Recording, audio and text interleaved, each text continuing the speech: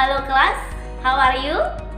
Oke, kembali lagi di channel kesayangan kita SMA Namira Official Video bersama Miss Nila dalam pelajaran Bahasa Indonesia. Untuk kali ini kita masuk pada pertemuan kelima, kelas 10. Oke, lanjut saja. Next, untuk materi kita, let's start.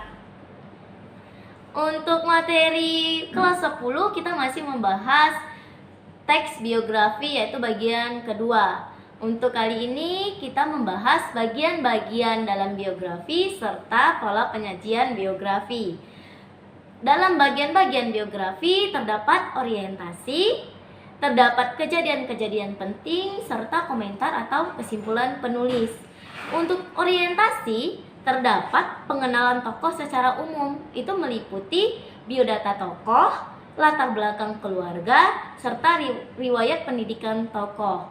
Ya, ini biasa kita temuin dalam presentasi-presentasi pemateri. Itu pasti diperkenalkan biografi tokoh secara umum atau orientasinya, pengenalannya. Oke, kejadian-kejadian penting kalau dalam teks biografi pasti terdapat kejadian-kejadian penting dan komentar atau kesimpulan penulis. Untuk kejadian penting itu terdapat urutan peristiwa kehidupan tokoh atau kejadian-kejadian pentingnya. Itu terdapat pengalaman sang tokoh dan masalah-masalah kehidupan tokoh. Diceritakanlah dari awal sampai akhir, ya. Yang terakhir ada reorientasi atau kesimpulannya. Tuh ya, bagian terakhir itu terdapat kesimpulan akhir tentang tokoh berdasarkan pandangan penulis. Ya, jadi berbeda setiap penulis, berbedalah kesimpulannya atau reorientasinya. Selanjutnya kita bahas itu pola penyajian karakter tokoh biografi. Ya, itu terdapat alur cerita. Alur cerita, alur yang berjalan maju, yaitu dari peristiwa masa lalu ke masa kini. Kebanyakan seperti itu ya. Jarang kita temui dalam teks biografi itu alur mundur dari yang lalu menjadi ke cerita masa depan. Jarang. Oke, kita lihat yang kedua itu ada penulisan, gaya penulisan. Gaya penulisan ini, gaya penulisan yang dilakukan dengan cara deskriptif naratif, ya. Jadi menceritakan secara terperinci, penggambaran secara terperinci. Yang ketiga, fokus penceritaan. Cerita yang fokus pada keberhasilan karir sebagai usahanya, usaha sang tokoh. Dan yang terakhir, sudut pandang cerita. Apakah sudut pandang yang dilakukan oleh orang ketiga yang serba tahu. Oke. Selanjutnya, contoh pola penyajian. Di sini saya tampilkan contoh biografi B.J. Habibie, ya, mantan presiden kita. Di sini diawali alur cerita berjalan maju. Cerita diawali dengan identitas diri dan keluarganya, lalu berjalan pendidikannya, terutama pendidikannya di luar negeri. Di mana? Di Jerman, ya, kalau B.J. Habibie. Cerita dilanjutkan dengan karir Habibie sebagai teknokrat hingga politikus sampai menjadi presiden RI. Lalu diakhiri dengan kehidupannya saat ini sepeninggal istrinya Ainun Habibie, walaupun sekarang beliau sudah meninggal juga ya, menyusul istrinya. Sudut pandangnya, di sini orang ketiga yang serba tahu. Dan gaya penulisannya di sini deskriptif serta fokus penceritaannya itu keberhasilan karirnya sebagai perakit pesawat pertama di Indonesia. Selanjutnya, perbedaan keteladanan dan keistimewaan dalam biografi. Apa saja?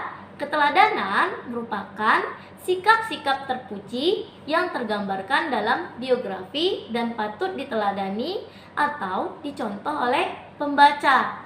Jadi, kalau menteladani berarti kita mencontoh sikap dari sang tokoh, ya. Contohnya apa?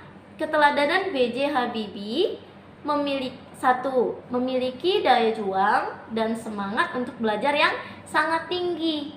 Ya, bayangkan dia bersekolah di luar negeri itu dengan biaya sendiri. Ya, dengan memakai paspor umum, bukan paspor pelajar atau paspor beasiswa. Yang kedua, memiliki jiwa pekerja keras dan pantang putus asa. Ya, kita pernah pasti lihat gambarannya. B.J. Habibie itu tidak kenal putus asa, tidak kenal orang memandang dia seperti apa. Dia tetap berusaha, berjuang sampai yang dicita-citakannya itu berhasil. Ya. Yang ketiga, memiliki sikap berbakti kepada orang tua. Dia tidak lupa dengan orang tuanya. Selanjutnya, keistimewaan dari tokoh B.J. Habibie. Keistimewaan ini kelebihan khusus yang dimiliki oleh tokoh dalam kehidupannya. Jadi ini kelebihan khusus sang tokoh yang menonjol. Itulah keistimewaan yang mungkin tidak bisa dicontoh, tapi kita memiliki keistimewaan juga walaupun yang berbeda, ya. Jadi contohnya mampu mendapatkan gelar diplom Engineer pada tahun 1960 dan gelar doktornya pada tahun 1965 dengan predikat summa cum laude. Ya, jarang ya ditemui pada seseorang itu dia mendapat gelar yang berturut-turut cum laude dengan perjuangannya yang tidak mudah. Oke? Untuk yang kedua, keistimewaannya apa? Yang kedua tuh mampu menjadi orang Indonesia pertama yang merakit pesawat lokal milik Indonesia. Dia udah sekelas profesor. Ini ya. Jadi itu tadi keistimewaannya yang dimiliki hanya pada tokoh tersebut. Oke? Finish. Ya, mungkin itu saja. That's all. Thank you for watching, for attention. Thank you. Sampai jumpa di pertemuan kita selanjutnya. Assalamualaikum warahmatullahi wabarakatuh.